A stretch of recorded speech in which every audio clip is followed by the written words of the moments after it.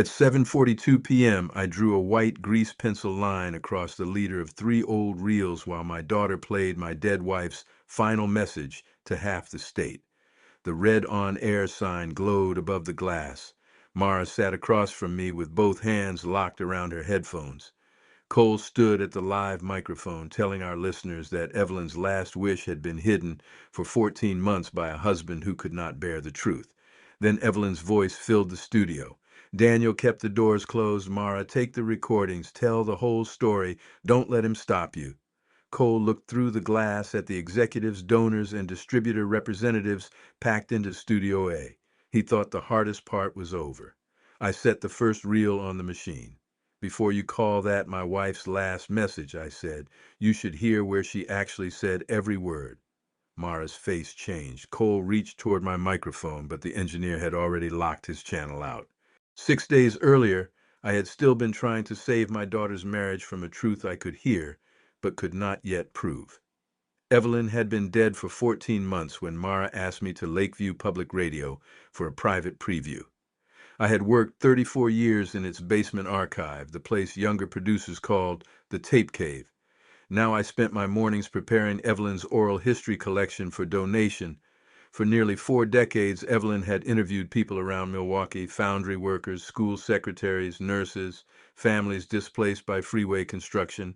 Some agreed to broadcast, others trusted her only because she promised their recordings would remain sealed. She filed every condition with the reel. The cards mattered to me because they had mattered to her. When we first cataloged the collection at our dining room table, Evelyn handed me a white grease pencil and laughed at my careful leader marks. You draw straighter lines on tape than you do in life, she said. She was right. I could tell a stranger that a recording had been copied on a misaligned deck in 1986. I could not tell my only daughter that her husband made me uneasy without softening the sentence until it meant nothing. Since Evelyn's death, Mara had mistaken my quiet for judgment, while I called it patience. We became two people waiting for the other to cross a room. The donation was supposed to give us a reason to cross it together. In Studio B, Mara came around the console and hugged me. She had Evelyn's direct gaze in my tense jaw. I want you to hear it before anyone else, she said. Cole rolled back from the editing desk. His voice made every sentence sound confidential. His podcast had won regional awards, but never the national audience he wanted. This is the one that changes things for all of us, he said. Cole opened a trailer for their new series, The Voice She Left Behind. Mara described finding her mother's recordings. Evelyn laughed in a kitchen. Then Cole's narration dropped to a whisper. In the final weeks of her life, Evelyn Mercer recorded one last request for her daughter. I leaned closer. My wife's voice said, Daniel kept the doors closed. Mara, take the recordings. Tell the whole story. Don't let him stop you. Mara watched me instead of the screen. Cole watched both of us. I asked him to play it again. The second time, I ignored the words. Evelyn's breath caught before Mara, but not after it.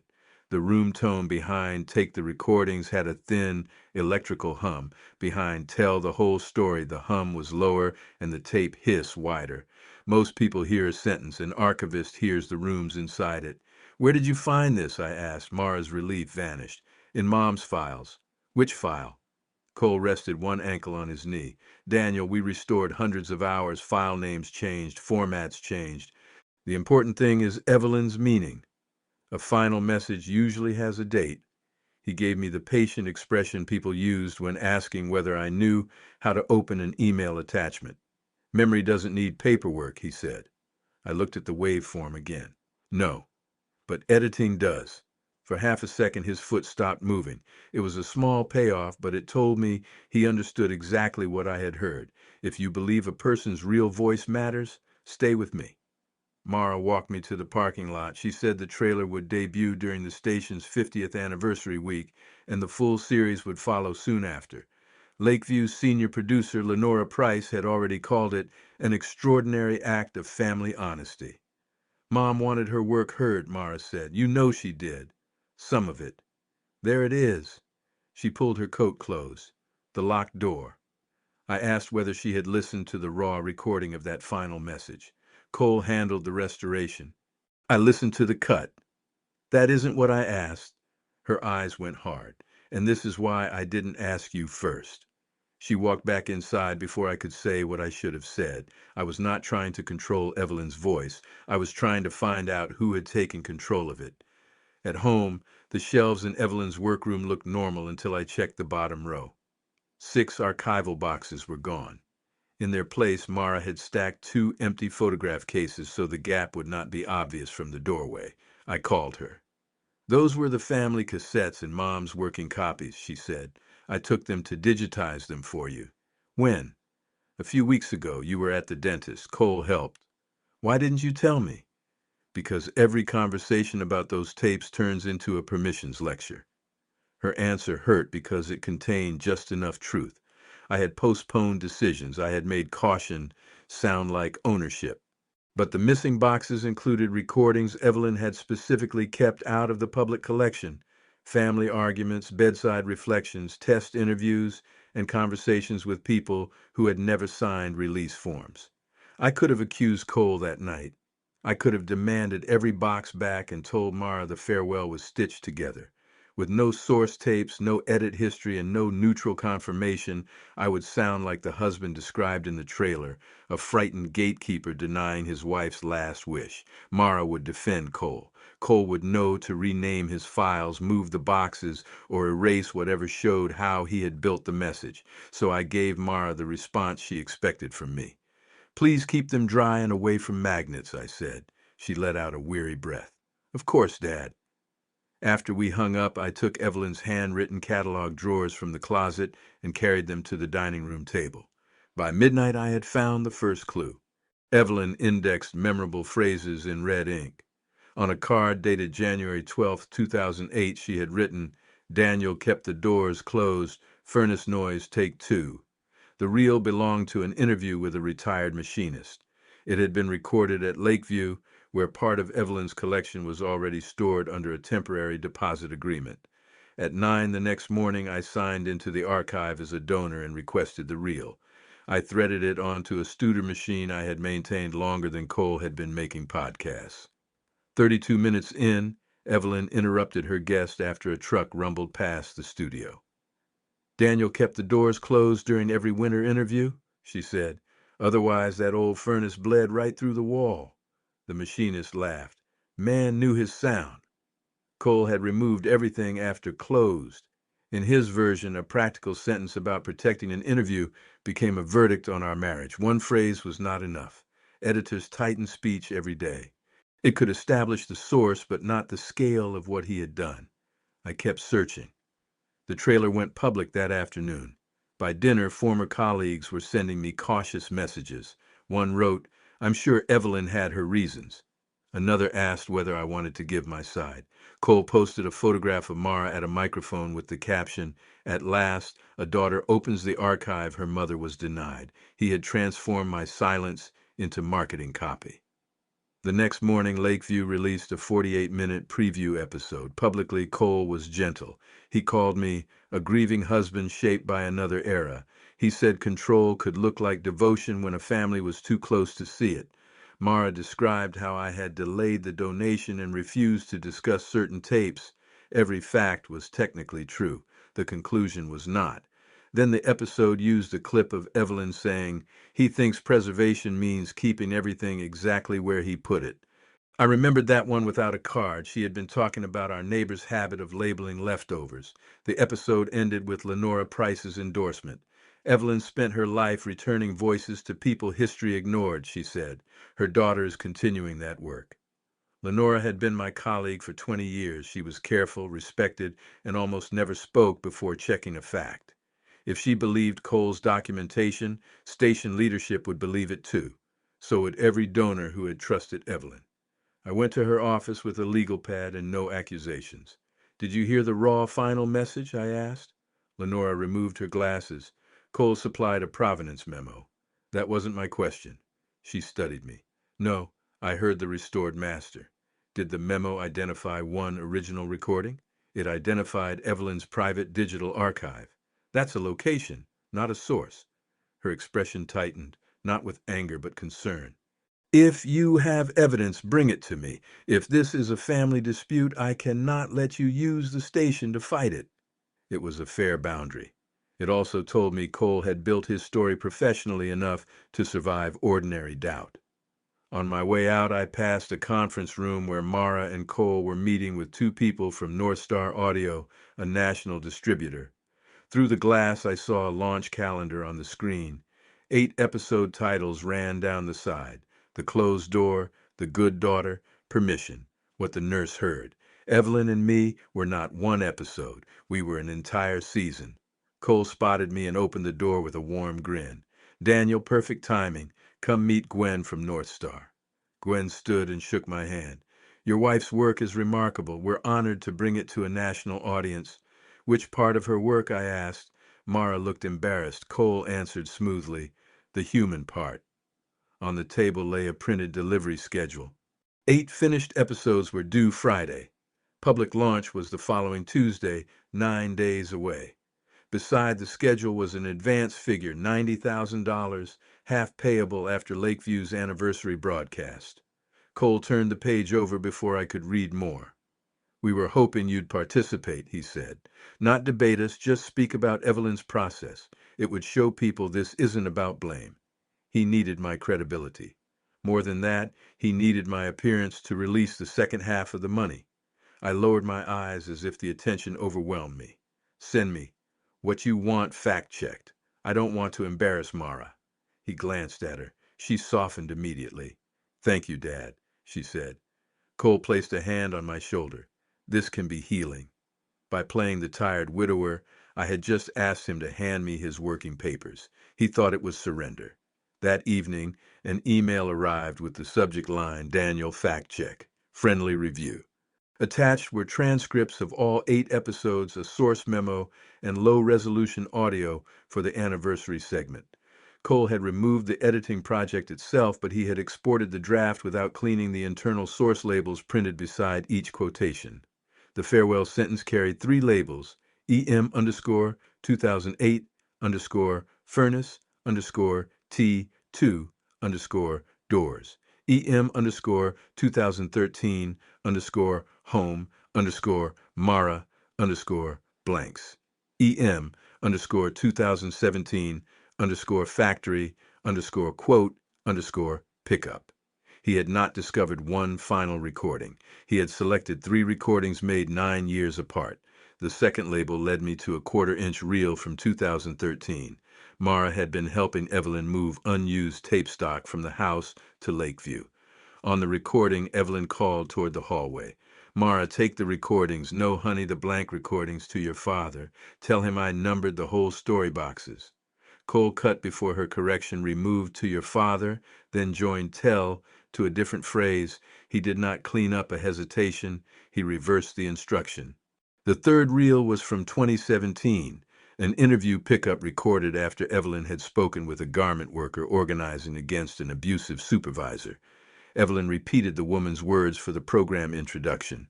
She looked at her sister and said, "Tell the whole story. Don't let him stop you." In context, him was a factory supervisor who had threatened 2 women's jobs. Cole turned it into me. I laid the 3 reels on the archive table. Their boxes were faded different shades of gray.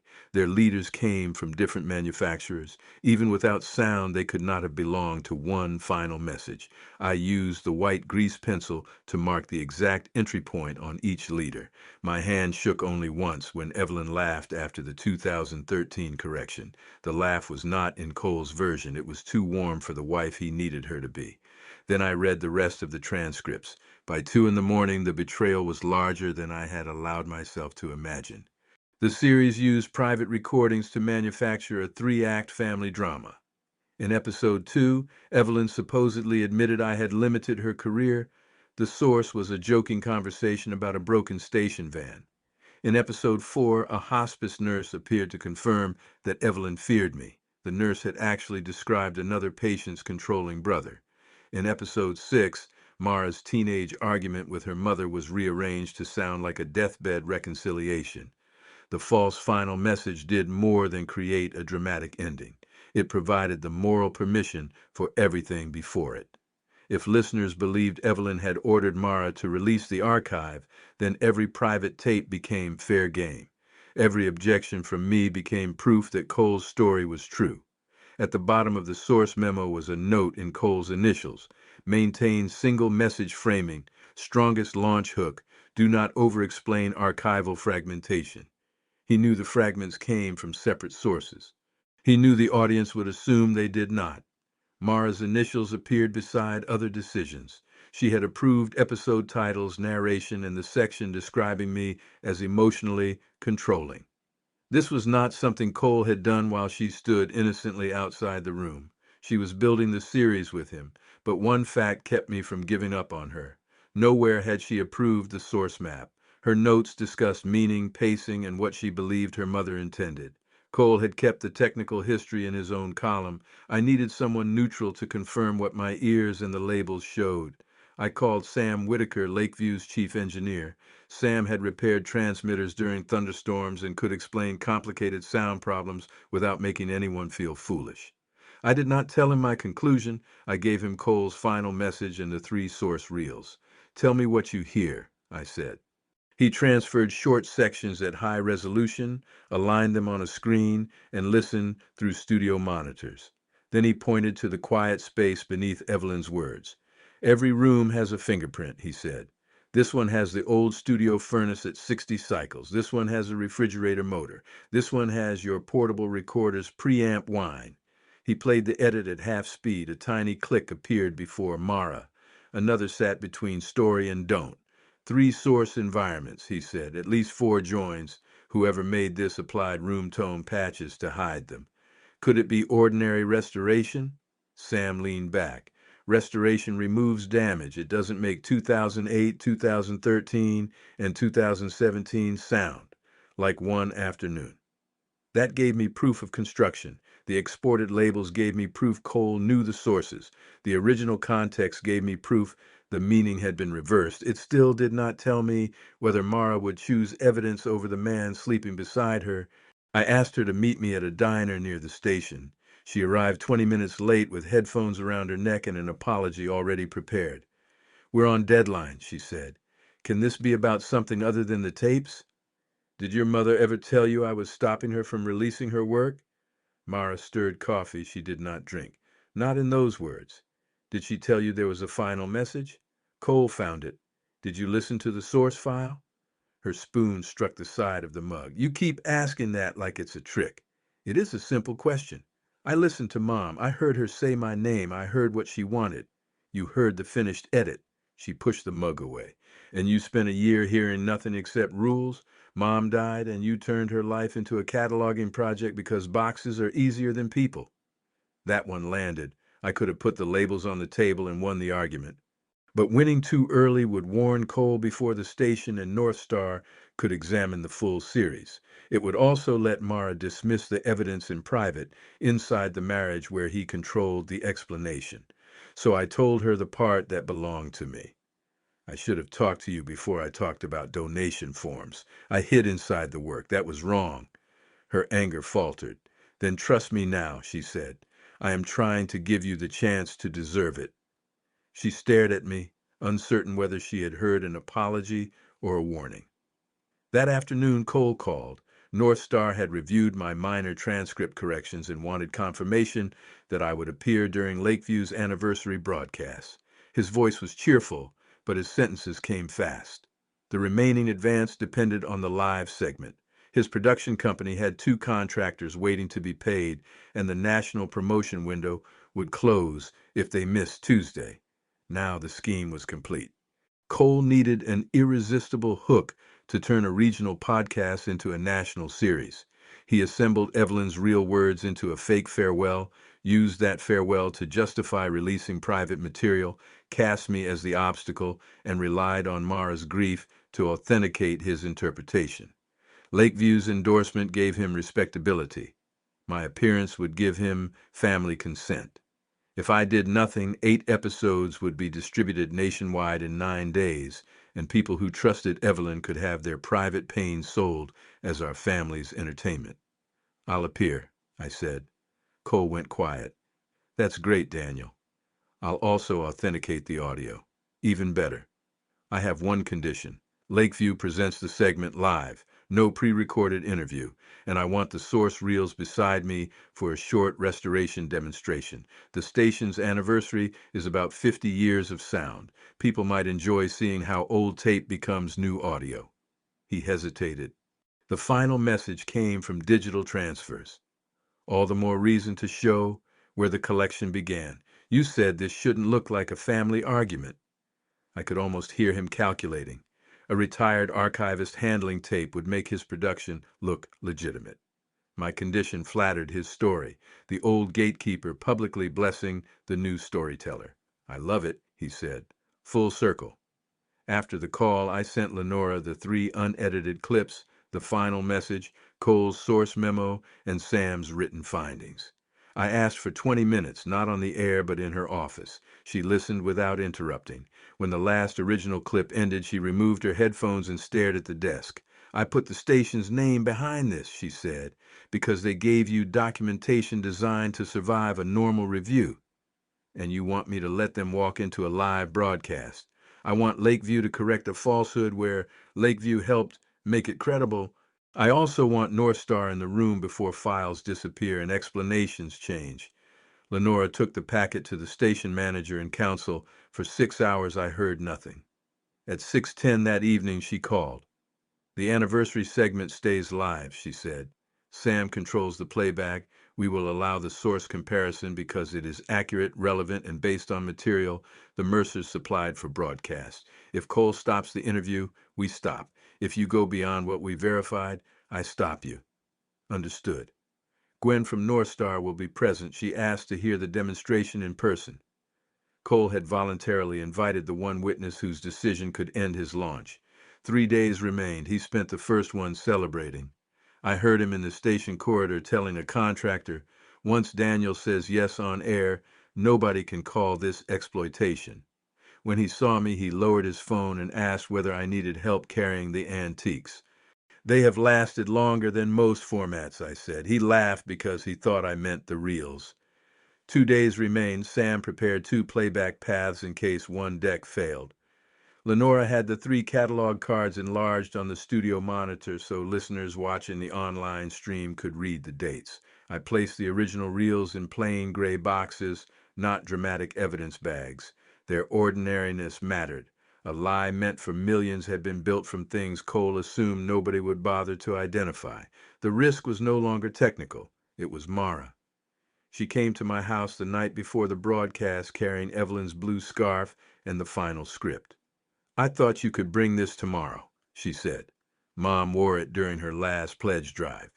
I ran the fabric through my fingers. You should wear it. She sat across from the shelves with the missing boxes. Cole says you're finally letting go. Is that what you want from me? I want one day when loving Mom doesn't feel like choosing between you. The truth would give her that choice in its most painful form.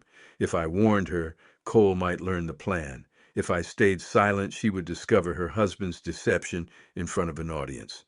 Tomorrow, I said, listen to everything before you decide what it means. She searched my face. Why would you say that? Because I should have said it 14 months ago.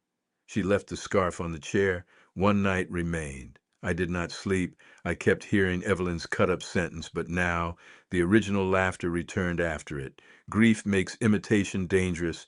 When you ache to hear someone again, resemblance can feel like permission. At 4 in the morning, I considered canceling. Exposing Cole would not restore the months Mara and I had wasted. It might end her marriage. It would certainly force her to admit her own part in turning me into a villain.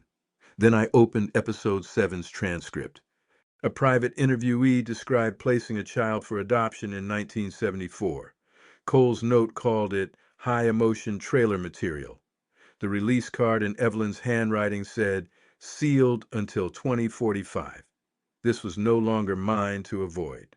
Lakeview's anniversary broadcast began at 6 the next evening. The lobby smelled of coffee, sheet cake, and the warm dust of old equipment displayed in glass cases. Former hosts greeted donors beside a wall of black and white station photographs. Studio A had been opened to a small audience, executives, longtime listeners, family friends, North Star's Gwen, and 3 people whose interviews appeared in Evelyn's collection. That audience mattered. Cole could dismiss me at home as a grieving husband. He could not dismiss original recordings before the people whose trust had built his series.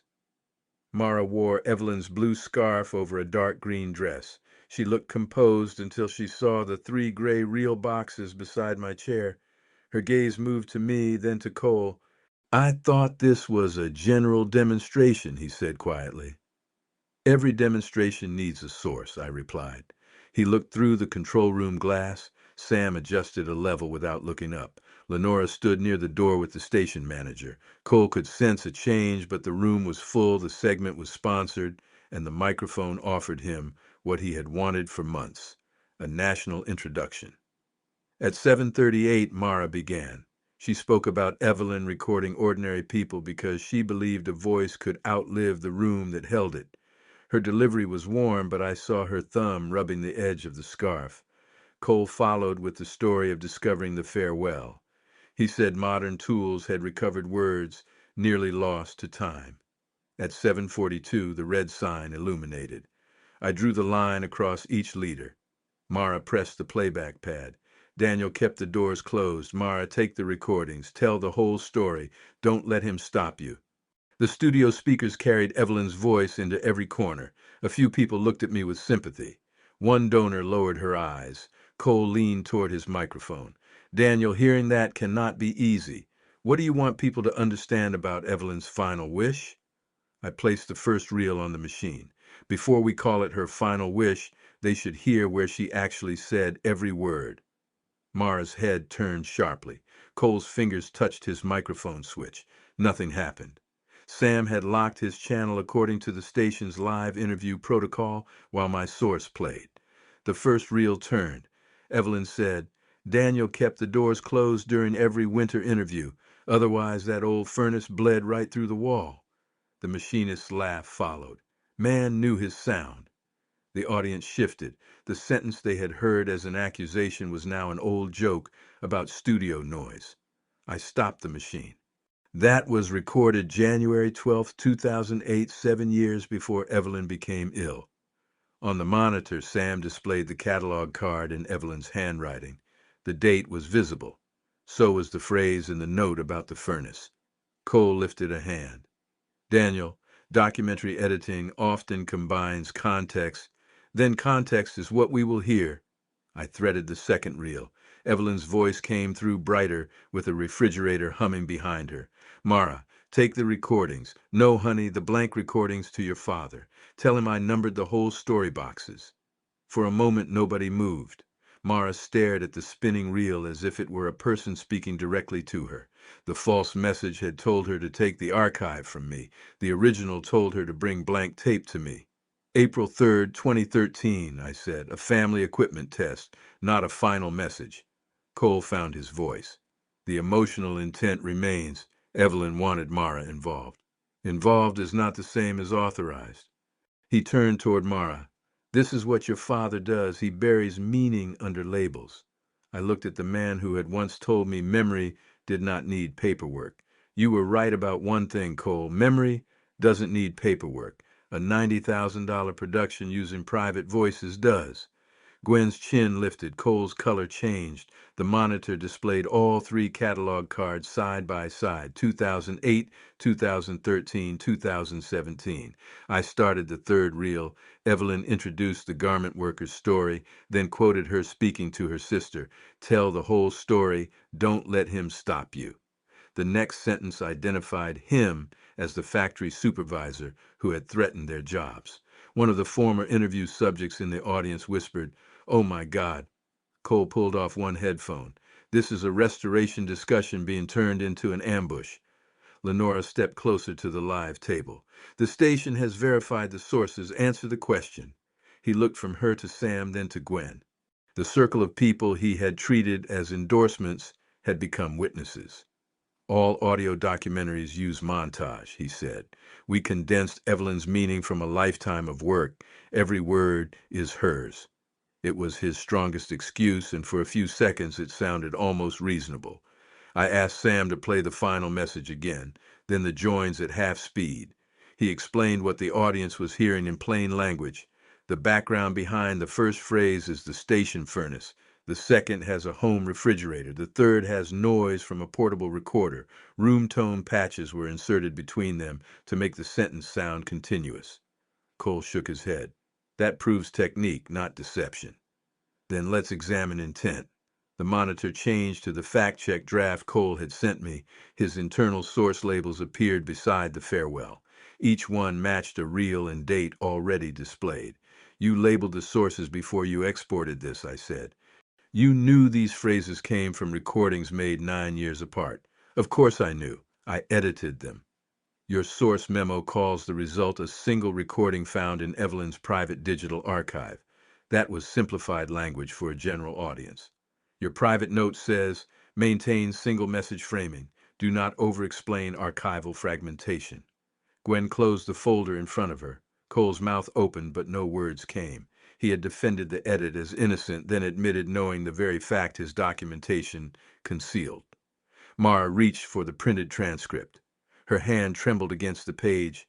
You told me it was one file, she said. Cole turned toward her so quickly his chair rolled back. It was one assembled file. We talked about shaping material.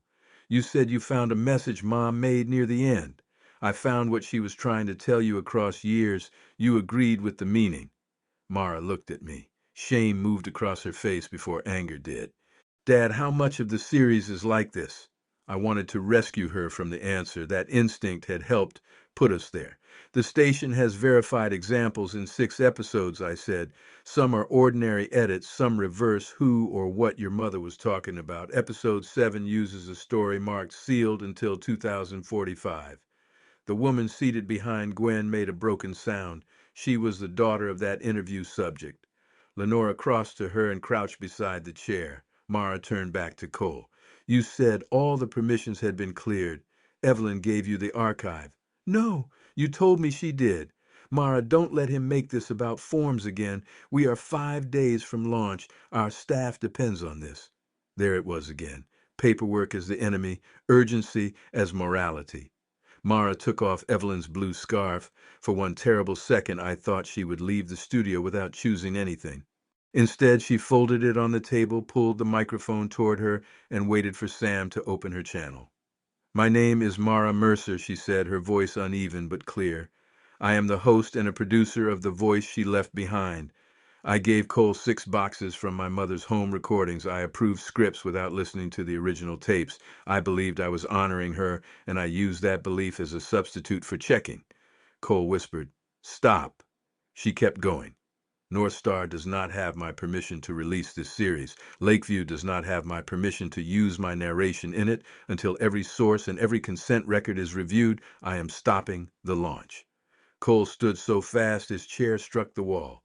You cannot cancel a distribution agreement on live radio. Gwen answered before Mara could. She doesn't have to. North Star is suspending delivery effective now. Your provenance warranty requires accurate source descriptions and cleared permissions. We will contact you after review. He pointed at me. This was his plan. He would rather destroy his daughter's work than let Evelyn be heard. Mara stepped between us. No, he brought the original voice. You brought the version that paid you. The words seemed to take the strength out of Cole's shoulders. Lenora moved to the remaining microphone. She did not hide behind station language. Lakeview Public Radio withdraws its endorsement of The Voice She Left Behind. We apologize to Evelyn Mercer's interview subjects, to listeners, and to Daniel Mercer for repeating claims we had not adequately verified. This recording will be preserved as part of our correction. Cole looked through the control room glass for someone who still belonged to him. Sam watched the levels. Gwen wrote a note. The donors avoided his eyes. Mara stood beside me, not touching me, but no longer on the other side of the table. I stopped the 3rd reel and returned it to its box. Her voice was never ours to finish, I said. Sam faded the segment into silence. The consequences did not arrive like thunder. They arrived as emails, locked accounts, canceled meetings, and boxes returned under supervision. North Star removed the launch from its schedule that night and began reviewing the advance. It did not accuse anyone of a crime or promise dramatic punishment. It simply froze distribution and required source records for every episode. Without Lakeview's endorsement or Mara's narration rights, the series had no path forward. 2 days later, Lakeview posted the full correction and created a new review rule.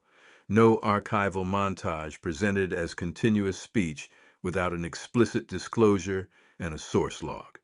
Lenora apologized to me in person. I accepted, though neither of us pretended trust could be repaired by one careful conversation. Cole moved his equipment out of the house he shared with Mara. Whether the marriage ended was not my decision, and I never asked her to make it for my sake. She told him she would speak only through a mediator until the contract and the missing recordings were accounted for.